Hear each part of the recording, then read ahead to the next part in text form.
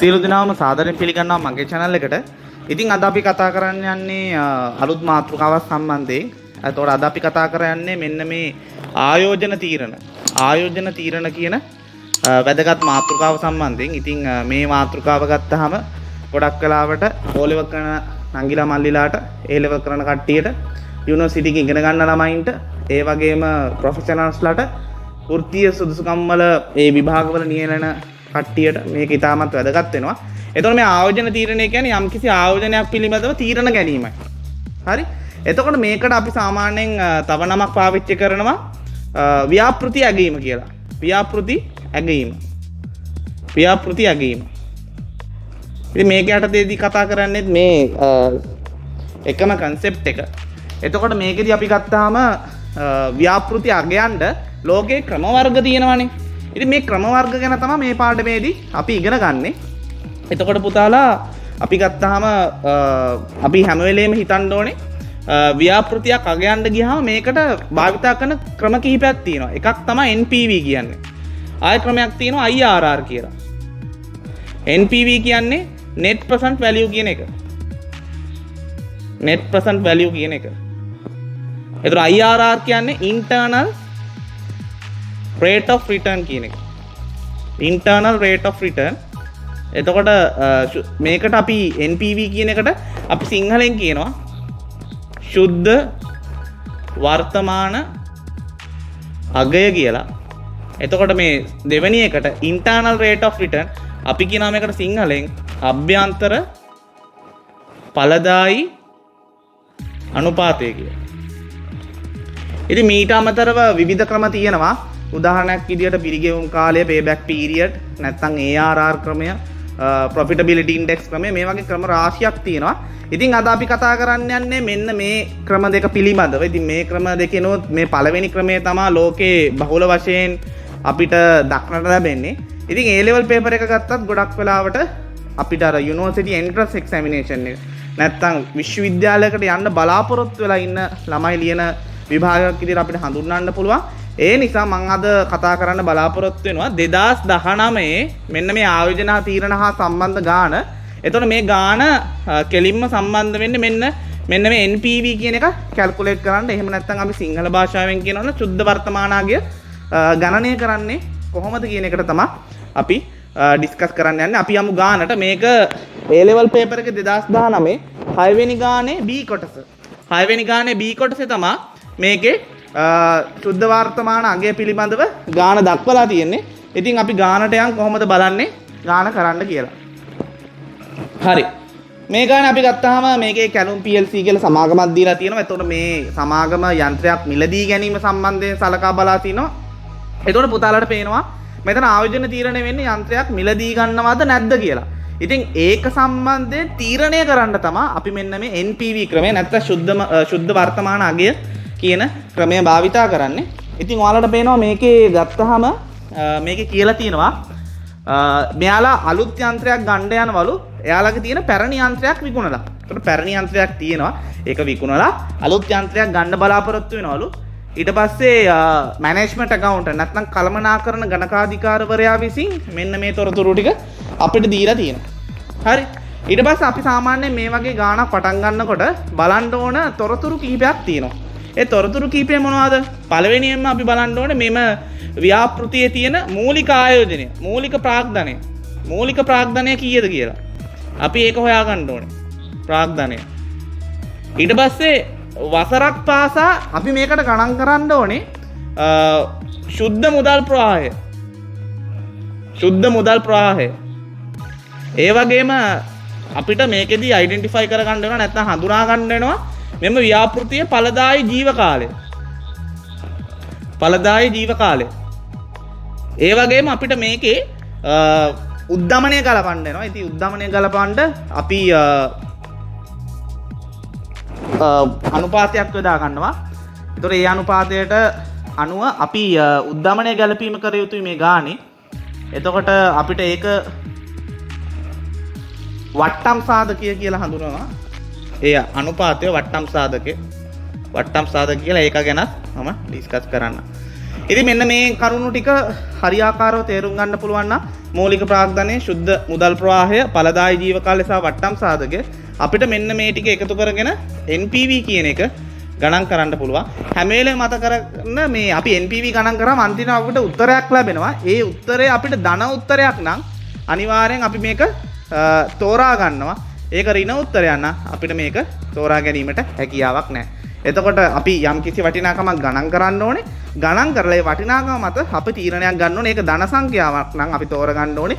ඍණ සංඛ්‍යාවක් නම් අපි තෝරා ගැනීම සුදුසු නැහැ. මොකද අපිට අනාගතයේදී පාඩු විද දැරීමට සිදු වෙනවා. ඒ වගේ ව්‍යාපෘතියක් තෝරගත්තොත් අපි තෝරගන්නවා නම් ඒ ධන අගයක් තියෙන එක.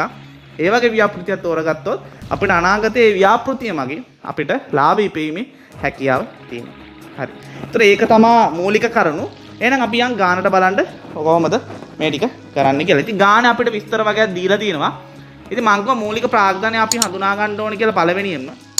එතකොට මේ ගානේ වලට පේනවා purchase price කියලා අපිට දීලා තියෙනවා. නැත්නම් ගැනුම් මිල කියලා දීලා තියෙනවා. උදාහරණයක් විදියට ලක්ෂ 12ක්. එතකොට මේ ලක්ෂ 12 තමයි අපි හඳුන්වන්නේ මූලික ප්‍රාග්ධනය කියලා. මූලික ප්‍රාග්ධනය කියලා. ශුද්ධ මුදල් ප්‍රවාහය ඒකට අපිට ගණන් කරන්න කියන්නේ යම් කිසි සාධක ප්‍රමාණයක් අවශ්‍ය වෙනවා. එකවරම අපිට ගණන් කිරීම අපහසුයි. ඒක ගැන අපි පසුවට සාකච්ඡා කරමු. ඵලදායී ජීව කාලය. ව්‍යාපෘතිය ඵලදායී ජීව කාලය දීලා තියෙනවා අවුරුදු 5යි කියලා. එතකොට ඒකත් අපිට හඳුනා ගන්න පුළුවන් අවුරුදු 5යි කියලා. වට්ටම් සාධකයක් අපිට දීලා තියෙනවා. වට්ටම් සාධක කියන 112යි කියලා. 112යි කියලා. 112. ඉතින් මේ කරුණු ටිකක් සැලකිල්ලටගෙන අපි යන් ගානට. එතකොට මේකෙදි අපිට වගුවක් සකස් කිරීම ඉතාමත් පහසුයි. මේ ගානේ තියෙන සියලුම අගයන් निराකරණය කර ගැනීම සඳහා, ඒ වගේම ශුද්ධ වර්තමානයේ ගණන් කිරීම සඳහා අපි එන වගුවකට යන්. එතකොට මේ වගුවේ අපි සාමාන්‍යයෙන් වගුවක් අඳිනකොට මේකේ අපි අනිවාර්යයෙන් විස්තරය ලියන්න ඉඩක් තියන්න ඕනේ. ඊට පස්සේ අපි අවුරුදු 5ට අමතරව වැඩියෙන් එකක් ගන්න ඕනේ. මම ඒක ගන්නේයි කියලා කියන්නම්. ඒ කියන්නේ මෙතනින් අපි ඇඳ ගන්න ඕනේ තීරු 6ක්.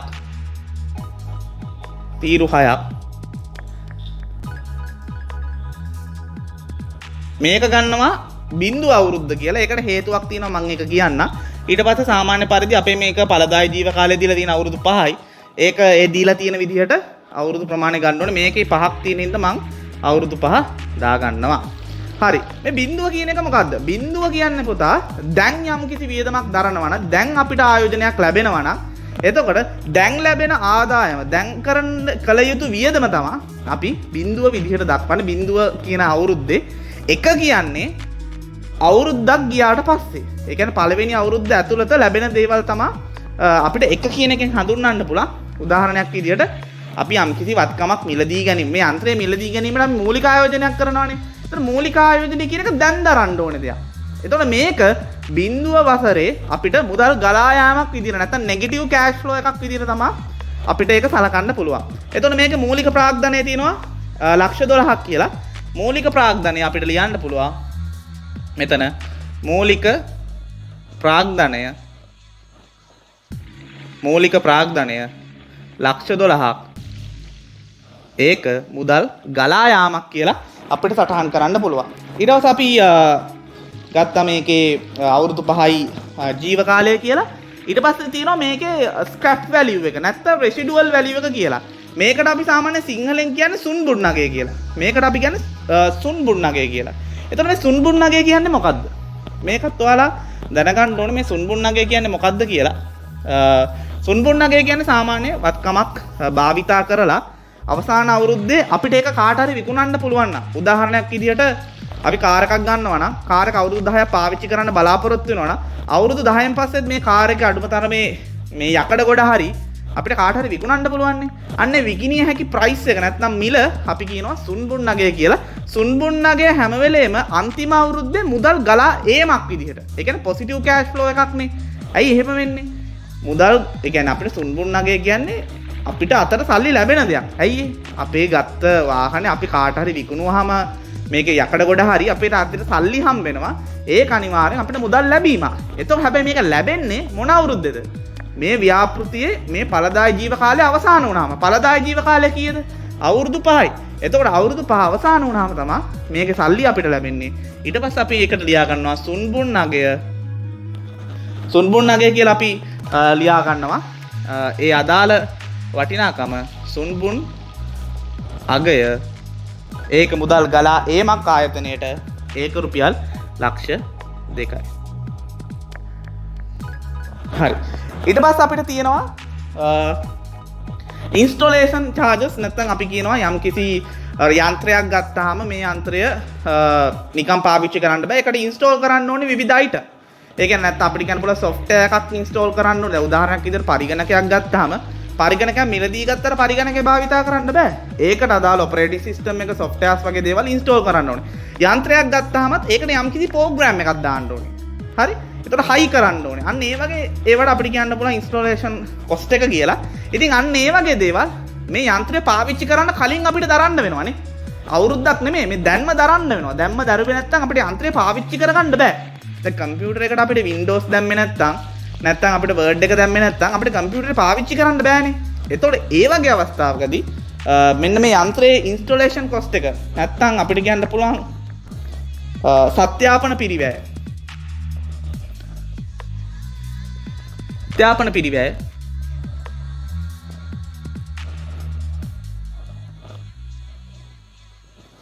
අපිට දීලා තියෙනවා මෙතන 75000ක් කියලා. ඒතකොට ඒකත් මුදල් ගලා යාමක් විදිහට තමයි අපි දාන්න ඕනේ. මුදල් ගලා යාමක් විදිහට තමයි අපි දාන්න ඕනේ. මොකද ඒකත් අපිට වියදමක් නේ.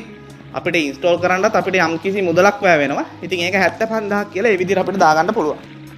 ඊට පස්සේ තියෙනවා සයිට් ප්‍රිපරේෂන් එක්ස්පෙන්සස් නැත්නම් මේ වැඩබිම සකස් කිරීමේ වියදම් කියලා. වැඩබිම සකස් කිරීම කියන්නේ සාමාන්‍ය ලොකු යන්ත්‍රයක් මිලදී ගන්නකොට අනිවාර්යයෙන් ඒ වැඩබිම අපි සකස් කරන්න ඕනේ නේ. ලොකු යන්ත්‍රයක් ගේනවා නම් ඒකට අවශ්‍ය ෆැසිලිටිස් ඕනේ. සමහරක් වෙලාවට අපිට වායු සමීකරණ පහසුකම් අවශ්‍ය වෙනවා. ඉතින් ඒ වගේ දේවලුත් මේ යන්ත්‍රය අපිට පාවිච්චි කරන්න කලින් අපිට අවශ්‍ය වෙන නිසා අන්න ඒ වගේ වැඩබිම සැකසීමේ වියදමුත් අපි මෙන්න මෙහෙම දානවා. වැඩබිම සැකසීමේ වියදම් අපිට තියෙන්නේ 1,25,000යි. වැඩබිම සැකසීමේ වියදම් අපිට තියෙන 1,25,000ක්. ඒකත් මුදල් ගලා යාම. මුදල් ගලා යාම. හරි. ඊට පස්සේ අපිට තියෙනවා annual maintenance cost කියලා. ඒ කියන්නේ වාර්ෂික නඩත්තු වියදම්. වාර්ෂික නඩත්තු වියදම් කියන්නේ පුතා මේක හැම අවුරුද්දකම අපිට දරන්න වෙනවනේ. වාර්ෂික නඩත්තු වියදම් අනිවාර්යෙන් හැම අවුරුද්දකම අපිට දැරීමට සිදු වෙනවා. එතකොට මේක අපිට කියන්නේ බිඳුව අවුරුද්දේ දරන්න වෙන්න අවුරුද්දක් ගියාට අපි කියන්නේ යන්ත්‍රය ගත්ත ගමන් අපි නඩත්තු කරන්නේ නැහනේ. එතකොට අවුරුද්දකින් පස්සේ තමයි නඩත්තු කරන්න වෙන්නේ. අවුරුද්දට පිරිවැය යනවා කියලා තියෙනවා ලක්ෂයක්. එතකොට මේක හැම අවුරුද්දකට වාර්ෂික පිරිවැය කියන්නේ හැම අවුරුද්දකටම අයත් වෙනවනේ. එතකොට අපි දාන්න ඕනේ මේකට නඩත්තු පිරිවැය. නඩත්තු පිරිවැය කියලා බිඳුව අවුරුද්දට නෑ හැම අවුරුද්දටම වියදමක් විදිහට නැත්නම් මුදල් ගලා යාමක් විදිහට අපිට දාන්න පුළුවන් මෙන්න මේ ලක්ෂය.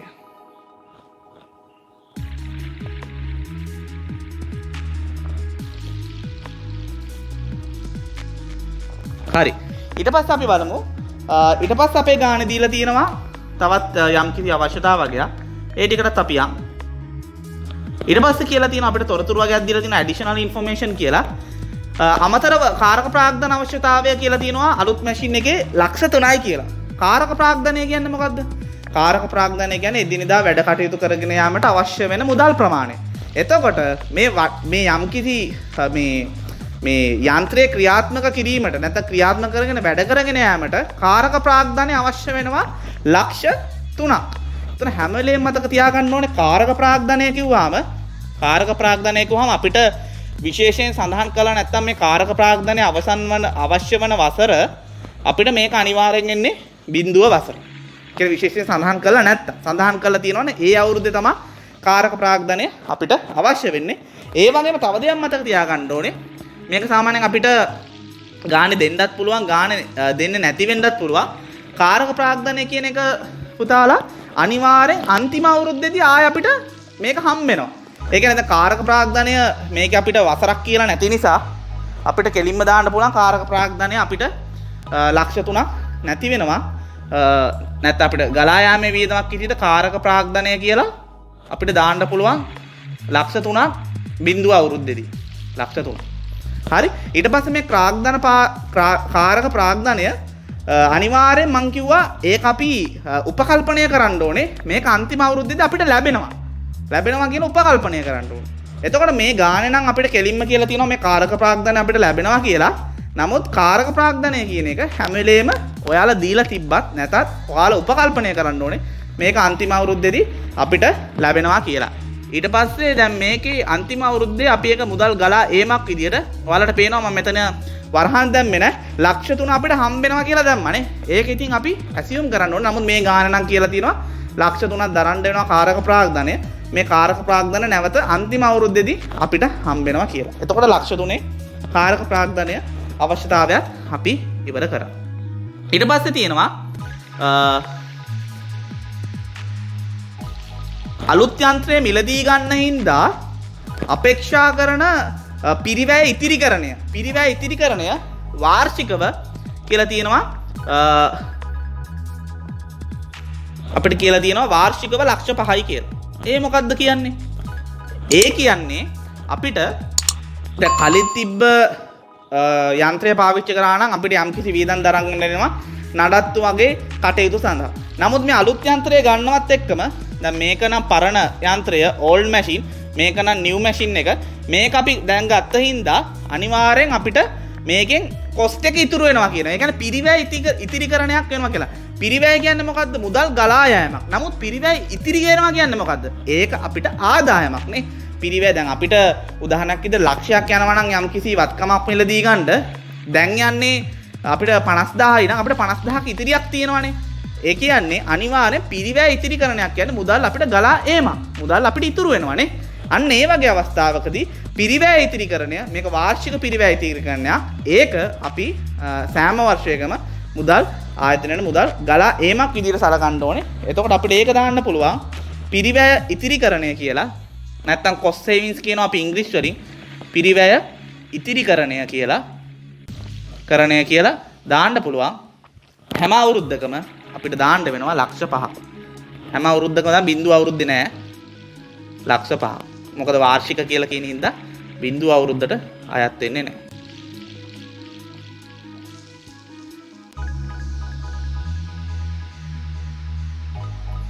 හැම අවුරුද්දකටම අපි දැම්මා. හරි. ඊළඟ එකට යන් අපි. ඊළඟ එකේ අපිට කියලා තියෙනවා අලුත් මැෂින් එක අපි මිලදී ගන්නවා නම් දැනට තියෙන මැෂින් එක අපිට විකුණන්න වෙනවා කියලා. අනිවාර්යෙන් එහෙම කරන්න බෑනේ. හැබැයි සමහර කම්පැනි දෙකම තියාගන්න අවස්ථාවක් තියෙනවා. නමුත් මේකේ අපිට හරියට පැහැදිලිවම කියනවා පරණ මැෂින් එක අපිට විකුණන්න වෙනවා. ඒක විකුණන්න පුළුවන්ලු ලක්ෂ 4කට මේ ව්‍යාපෘති ආරම්භයේදී. ඒතර ආරම්භය කියනකොට මම කලින් කිව්වා මේ දැන් තියෙන තත්ත්වේන ගන්න ඕනේ. ඒ කියන්නේ බිඳුව අවුරුද්දේ අපිට පරණ යන්ත්‍රය විකුණලා අපිට කීයක් හම්බ වෙනවද? ලක්ෂ 4ක් හම්බ වෙනවා. එතකොට මේ ලක්ෂ 4 මුදල් ගලා යන්නද ගලා ඒමක්ද? මුදල් ගලා ඒමක්. අනිවාර්යෙන් අපිට යන්ත්‍රයක් විකුණලා සල්ලි හම්බ වෙනවා කියන්නේ මුදල් ගලා එනවනේ. අනිවාර්යෙන් ඒක පොසිටිව් කෑෂ් ෆ්ලෝ එකක්. එතකොට අපිට ඒක ලියන්න පුළුවන් පැරණි යන්ත්‍රය විකිණීම. පැරණි යන්ත්‍රය විකිණීම කියලා මෙතනින් දාන්න පුළුවන් ලක්ෂ 4ක්. හරි. එතකොට අපි මේකේ තියෙන සියලුම ගැළපීම් සිදු කරලා ඉවරයි. අපිට දැන් බලමු ඊළඟට මොකද්ද කරන්න තියෙන්නේ කියලා.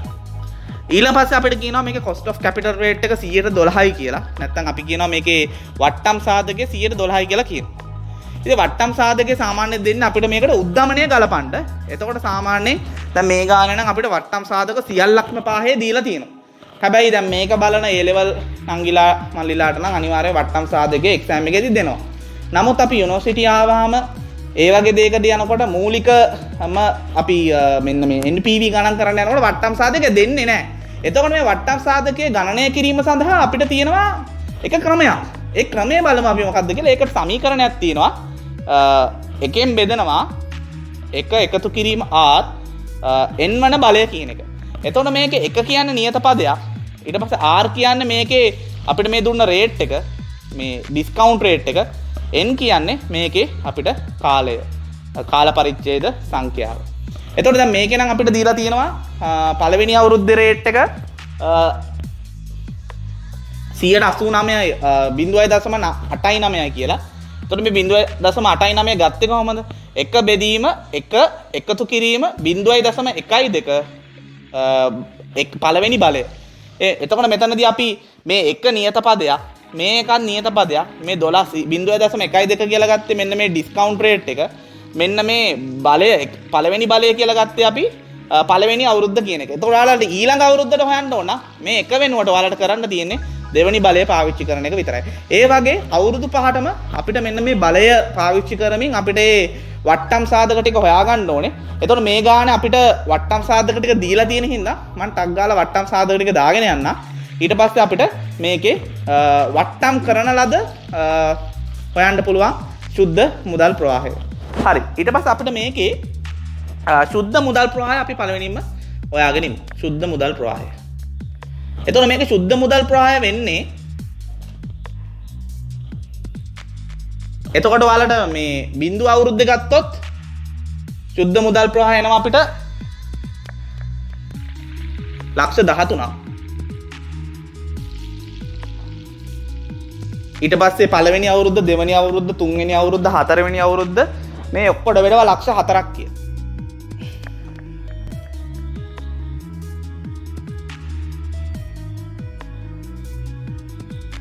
ඊට පස්සේ පස්වෙනි අවුරුද්ද මේක ආයේ වෙනස් වෙනවා. මොකද අපිට මේකේ සුන්බුන්නගේ කාරක ප්‍රාග්ධනය ලැබීම වගේ දේවල් තියෙනවා. පස්වෙනි අවුරුද්දේ අපිට ලක්ෂ 9ක් එනවා. ලක්ෂ 9ක් එනවා. හරි. ඊට පස්සේ අපිට මේකට වට්ටම් සාධකය ඇතුළත් කරන්න ඕනේ. වට්ටම් සාධකය. එතකොට වට්ටම් සාධකය අපිට ඇතුළත් කරන්න පුළුවන්. එතකොට හැම වෙලේම මතක තියාගන්න වට්ටම් සාධකය බිඳුව අවුරුද්දේ 1යි. ඊට පස්සේ අපිට වට්ටම් සාධක ටික දීලා තියෙනවා. පළවෙනි අවුරුද්දේ 0.89යි. දෙවෙනි අවුරුද්දේ 0.8යි. තුන්වෙනි අවුරුද්දේ 0.71යි. හතරවෙනි අවුරුද්දේ 0.64යි. පස්වෙනි අවුරුද්දේ 0.57යි. ඊට පස්සේ අපිට කරන්න තියෙන්නේ මෙන්න මේ සුද්ධ මුදල් ප්‍රවාහ කියලා ගත්ත අපිට ඒ අදාළ මිනුම් වලින් ඒ කියන්නේ අදාළ අගයන් වලින් මෙන්න මේ වට්ටම් සාධකය වැඩි කරන්න ඕනේ. එතකොට අපිට එනවා සාමාන්‍යයෙන් මේකේ හැම අවුරුද්දකම අපිට මේක 1300මයි. ඒක අපිට එහෙමම ලියන්න පුළුවන්. ඊට පස්සේ ලක්ෂ 4.89න් වැඩි කරාම 3,56,000යි. ඊට පස්සේ ලක්ෂ 4.8න් වැඩි කරාම 3,20,000යි. 3,20,000යි. ඊට පස්සේ බිඳුවයි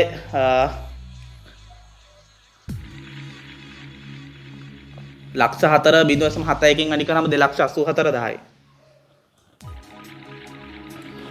ඊට පස්සේ ලක්ෂ 4 වැඩි කරන්න ඕන 0.64න් 2,56,000යි. ලක්ෂ 9 වැඩි කරන්න ඕන 0.57න් 5,13,000යි. එතකොට ඔයාලට පේනවා පුතා මම මේක පිළිවෙලට ලිව්වොත් දැන් ඔයාලා මේක හදලා ඉවරයි ගාන. එතකොට ඔයාලට පේනවා පළවෙනි අවුරුද්දේ නැත්තම් අපි මේ වත්කම මිලදී ගැනීම සඳහා මූලික ප්‍රාග්ධනයක් යොදන්න ඕනේ ලක්ෂ 12ක. ඒ වගේම මේක ඉන්ස්ටෝල් කරන්න සත්‍යාපනය කරන්න 75000ක් වැඩබිම සකසන්න 1,25,000ක් ගෙවන්න ඕනේ. කාරක ප්‍රාග්ධනයේ විදියට ලක්ෂ 3ක් යොදවන්න ඕනේ. පැරණි යන්ත්‍රය විකුණලත් අපිට හැබැයි ඒකට ආදායමක් තමයි ලැබෙන්නේ. අනිත් ඔක්කොම අපිට මුදල් ගලා යයි. ඊට පස්සේ නඩත්තු පිරිවැය කියලා හැම අවුරුද්දකම ලක්ෂයක් දරන්න වුණා. පිරිවැය ඉතිරි වුණා. ඒ කියන්නේ පරණ යන්ත්‍රය වෙනුවට අලුත් යන්ත්‍රය භාවිතා කරමින් හැම අවුරුද්දකම ලක්ෂ 5ක්. ඊට පස්සේ අපි වට්ටම් සාධකය සුද්ධ මුදල් ප්‍රවාහ ගණන් කරලා වට්ටම් සාධකය ගණන් කරලා ඒක ඇප්ලයි කරා. ඊට පස්සේ අපි ගත්තා මේකේ බිඳුව අවුරුද්දේ මුදල් ගලා යෑම නැත්නම් බිඳුව අවුරුද්දේ මුදල් ගලා යෑම ලක්ෂ 13යි කියලා. පළවෙනි අවුරුද්දේ අපිට මුදල් ලැබෙනවා මේකෙන් වට්ටම් සාධකයත් අපි ගැලපෙව්වට පස්සේ 3,56,000. ඊට පස්සේ දෙවෙනි අවුරුද්දේ 3,20,000. තුන්වෙනි අවුරුද්දේ 2,84,000. ඊට පස්සේ හතරවෙනි අවුරුද්දේ 2,56,000. පස්වෙනි අවුරුද්දේ අපිට 5,13,000ක් හම්බ වෙනවා මුදල් විදිහට. ඊට පස්සේ අපි කරන්න ඕනේ මේකේ මෙන්න මේ බිඳුව වසරේ අපිට ගියපු වියදම් කියන්නේ මේකේ තියෙන සුද්ධ මුදල් ගලා යාම ප්‍රවාහය නැත්නම් නෙගටිව් කෑෂ් ෆ්ලෝ එකක්. ඉතින් මේක සසඳන්න ඕනේ මෙන්න මේ කෑෂ් ෆ්ලෝස් එක්ක. ඉතින් ඒක සැසඳීම කරන්න පුළුවන් කොහොමද? බිඳුව අවුරුද්දේ ලක්ෂ 13යි. අවුරුදු 1 ඉඳලා 5 වෙනකන් අපිට මේකේ ටෝටල් එක ගන්න ඕනේ. ටෝටල් එක අරගෙන ඒක තමයි අපිට සැසඳන්න පුළුවන්. එතකොට ටෝටල් එක එනවා මෙතන අපිට මූලික ප්‍රාග්ධනයක් සමග. එතකොට මේකේ අපිට සම්පූර්ණ එකතුව ගන්න ඕනේ. එතකොට මේකේ සම්පූර්ණ එකතුව වෙන්නේ අපිට 1,07,29,000යි කියලා. එතකොට ඔයාලට පේනවා පුතාලා මේක අවුරුදු 5 ඇතුළත අපිට ලැබිලා තියෙනවා මුදල් අපි මේක එස්ටිමේට් කරනවා 1,07,29,000ක් අපිට ලැබෙනවා කියලා.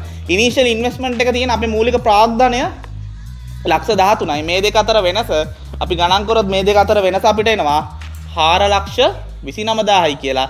මේක ඔයාලට පේනවා ඇති මේක පොසිටිව් වැලියු එකක්. මේක පොසිටිව් වැලියු එකක් කියන්නේ අනිවාර්යෙන් මම කලින් කිව්වා වගේ මේ ප්‍රොජෙක්ට් එක අපිට අප්‍රූව් කරන්න පුළුවන් නැත්නම් සහතික කරන්න පුළුවන්. හරි මේකට ඉන්වෙස්ට් කිරීම අපිට හොඳයි. මේකට ආයෝජනය කිරීම හොඳයි කියලා. ඒතකොට මේක නෙගටිව් වැලියු එකක් ආවොත් අනිවාර්යයෙන්ම අපි මේක ප්‍රොජෙක්ට් එක රිජෙක්ට් කළ යුතුයි.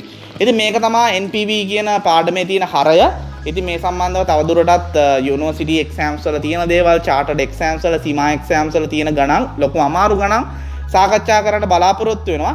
ඉතින් ඔක්කොටම පුළුවන් යම් කිසි අවශ්‍යතාවයක් තියෙනවා නම් කමෙන්ට් එකක් ඇටින් දාන්න. එතකොට ඒ ගාන මට බලලා හදලා දීමේ හැකියාව තියෙනවා. ඒ වගේම ඒ සම්බන්ධ වීඩියෝ එකක් කිරීමේ හැකියාවක් තියෙනවා.